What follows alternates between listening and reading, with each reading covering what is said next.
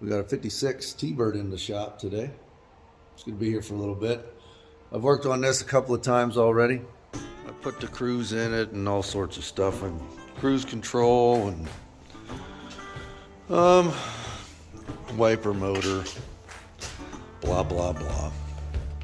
But anyways, he wants the doors lined up a little bit better. Unfortunately, the front here, yeah, the front up here, this is actually fiberglass, and then the rest is metal.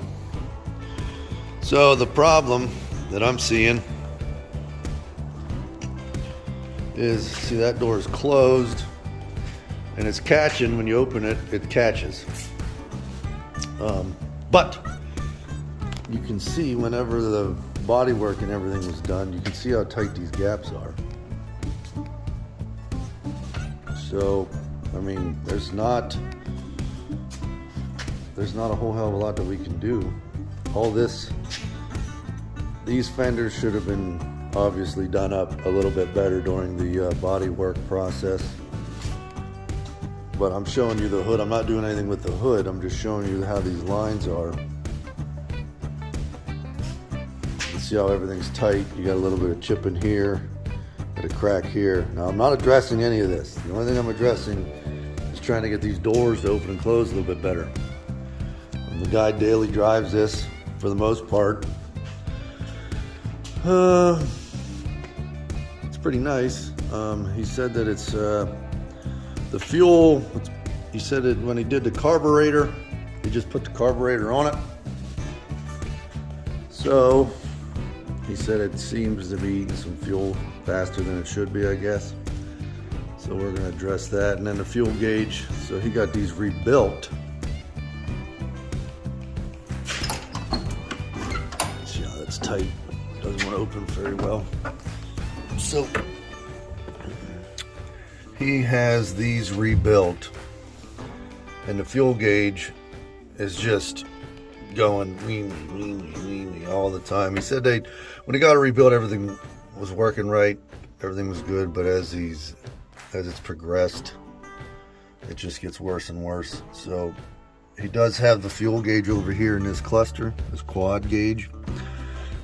So we're going to actually detach it from the existing fuel gauge, and we're going to move over here to this. So we're going to do that. We're going to address the carburetor, tune it a little bit better, I guess, and we're going to try to get the doors to open and close a little better. This side catches. It actually is catching down there. See that? So I think something that I'm going to do, I think I'm actually going to take this off. I'm going to take this off and I'm going to trim this up and then put it all back together, and I think it's going to solve a lot of the issues, because it's clearly catching on there. You can see how low that is. So if I take this off, it's not going to be difficult at all. I can take this off and trim this up the way it's supposed to be. I got the interior panel off, but here's the problem. If you look right here,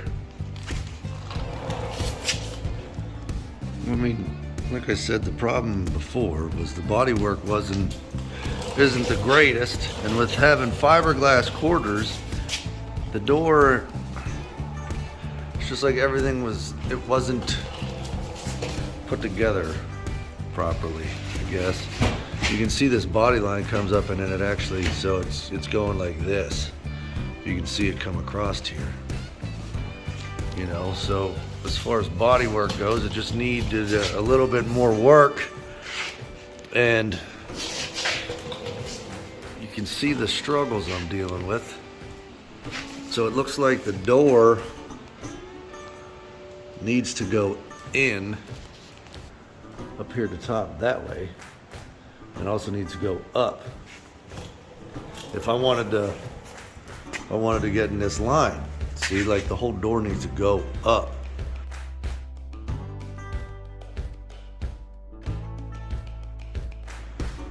gaps just weren't addressed prior to. So after he's got paint and everything on it. So if I try to move the door this way, back, to open up this gap here, the problem is I have the room up here, but down here, I don't have the room. And if I wanted to fill in this gap right here, I can't. I can't. I mean, not that I can't. The thing of it is, it doesn't want me to. So, we're not worried about the gaps necessarily. We're just worried about it not catching on the way out. See, you can see how far it drops. See that? I mean, that was a lot. You can see all the bolts to adjust. So I'm going to attempt to move some stuff around, see if I can't get it to close a little bit better.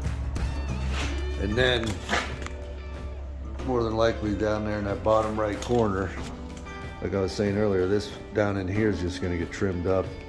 I'll roll this back, trim it up, and then put it back over and glue it. Well, the staple's on the other side, but glue it or staple it, it'll work either way. Got the door fitting better.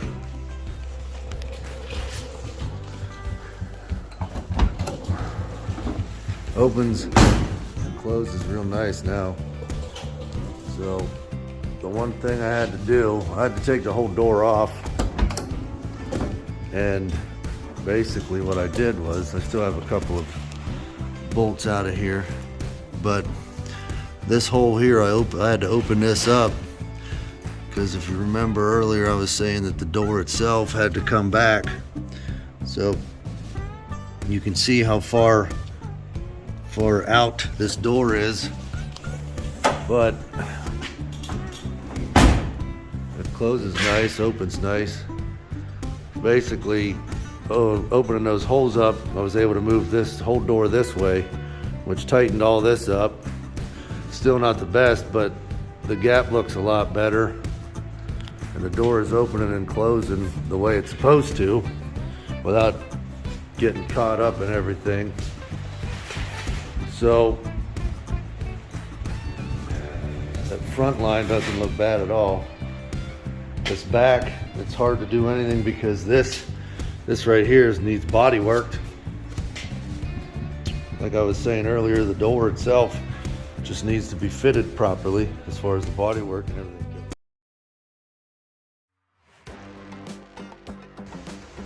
So it was revving high, so I couldn't get any adjustment out of the idle control screw, which on this is a Holly. Idle control screws right here. And I backed it all the way out and it wasn't working. So, basically what was going on was his electric choke was way out of whack. So the choke was constantly on, which in return made the idle high. No matter how far back you would go, the choke itself inside here was staying open and causing it to continue to rev high. So it was running, I don't know, 1,000, 1,200 all the time. And he said it was consuming fuel, so I'm sure that had something to do with it. Now, I did notice that there is a vacuum advance on here. Whether or not they took it apart or whatever, did whatever they had to do to get rid of that, I'm not sure, but we're gonna diagnose that, see if that's working or whatever. That'll definitely help consume too much fuel. The PCV valve there is not hooked up to the carburetor either, so I'm just going to do a couple of things. It turns out the advance was way too far advanced. The float bowls, both float bowls, primary and secondary, were way too low, so I adjusted those, got the timing set, air fuel set, and it's like driving a brand new vehicle. Well, not a brand new vehicle, but in this case, a new engine. It just feels completely different, which is great. So I'm going to take this off, and I'm going to apply vacuum to that and see if it actually moves. This thing here is just a little vacuum pump, handheld vacuum pump. So you just, builds pressure, and that should move the internals here to see if this is still working. If this is still working and it's not disconnected or anything inside here, then we're definitely going to hook that up to the carburetor. Probably help with the fuel economy too. All right, hopefully this will stay. But you'll see, just as I suspected, I don't know. All right, you'll see everything moving.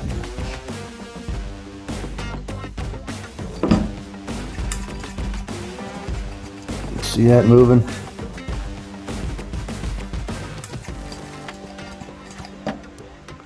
So everything in there is still connected, and no wonder he's having issues with fuel and everything. Like I said, this is what I used, just a little pump, and I'll show you.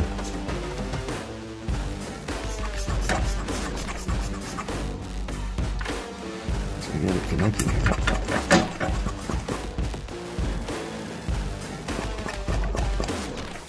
It's a quick way to diagnose if that bladder in there is still working, the diaphragm. So I'm going to hook all this shit up. Everything should be starting to run better. Like I said, the fuel economy is going to be a hell of a lot better with that working too.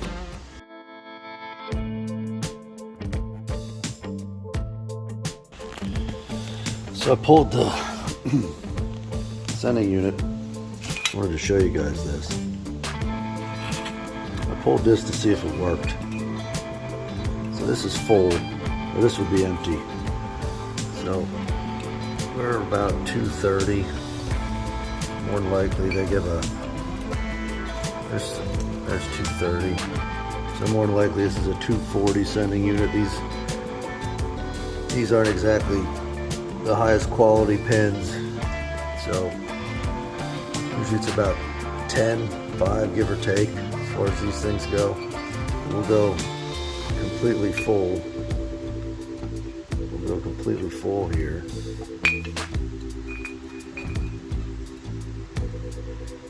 That's like 15, but if you look, this is actually above. So if we bring it down to where it's supposed to be,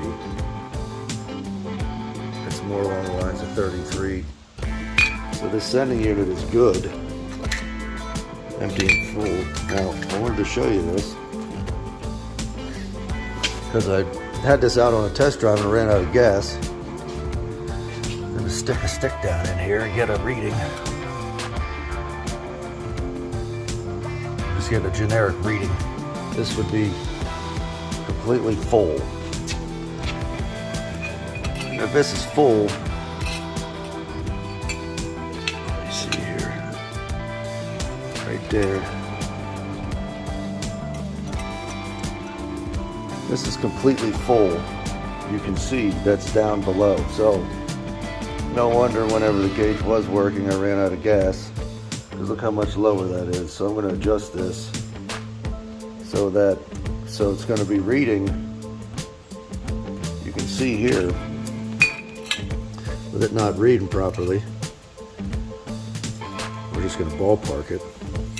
This is completely empty, but where it was at, you know, move this just a little bit to where basically it was showing. I mean, it's supposed to be 240 for completely empty, and we're at 190, 200. So that's 40 ohms difference. So it would still be reading on my fuel gauge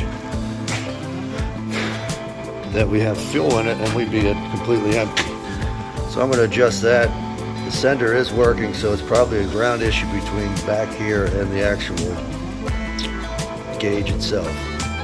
I'll get this squared away, and I'll find out what the gauge inside is actually supposed to be reading at and see if they're compatible.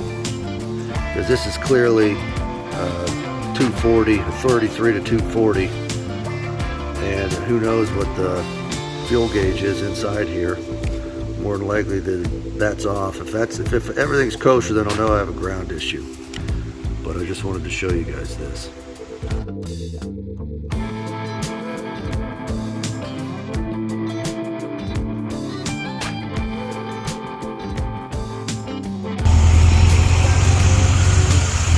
So the car's surging. Been doing it ever since I got it.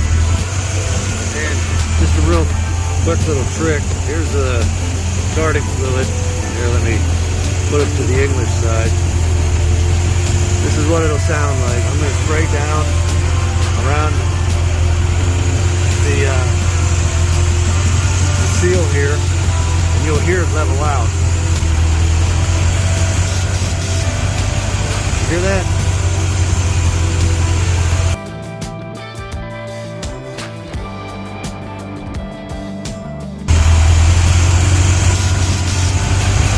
Hear that?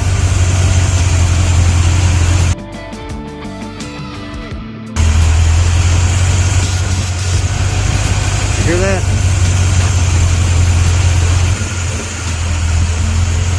See, I ended up adding the advance line, and then I added this ventilation line. Comes back to the PCV valve. The PC valve, whatever you want to call it. Alright, so I put hose clamps on this shit. Up in here too, up in here. So we're gonna fire this thing off and see if what happens.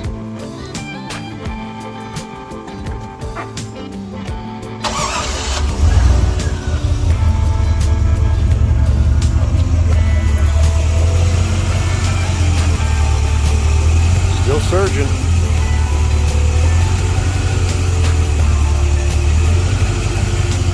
Well, we're gonna get to the bottom of this. It's driving me nuts.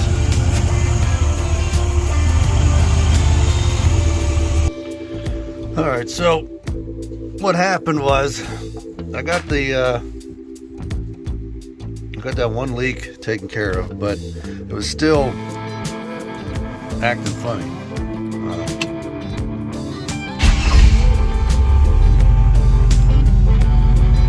Since I got the leak, the vacuum leak, taken care of, readjusting the idle mixture, leveled everything off completely. So we're going to call this thing damn near good.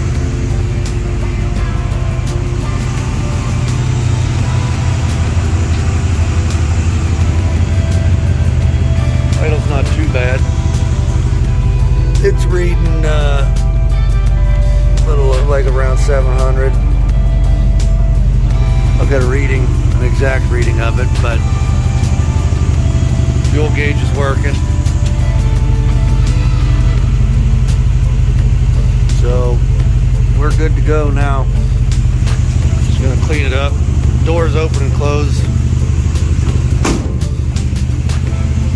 Once the top's down, the doors are gonna close a lot better. But this top just doesn't, it moves every time you close the doors, so it's kind of hard to get everything square. But for what it was when it came into what it is now, you should be happy.